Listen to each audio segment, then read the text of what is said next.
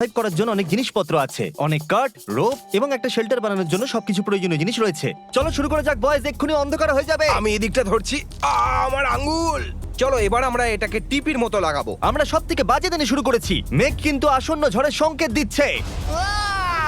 তাহলে সবার প্রথমে আমাদের বানাতে হবে একটা স্ট্রাকচার, আর যেটা আমাদের কভার করবে। আর আমরা এই কাঠের তৈরি স্ল্যাবে আগামী 7টা দিন কাটাতে চলেছি। আর আমাদের রোদ থেকেও বাঁচতে হবে যাতে আমাদের সানবার্ন না হয়, তাই এক ঢিলে 2 পাখি মারতে হবে। পাখির কথা মনে পড়লো, আমরা যখন এটা বানাচ্ছিলাম তখন এটা হলো, ওই দেখো বার্ড, ও আমাদের দিকে আসছে। ও মাই গড, এটা তো একটা পাখি।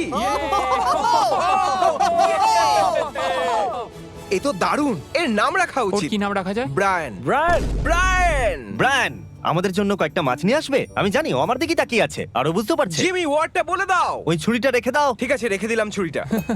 আর কুড়ুলটাও।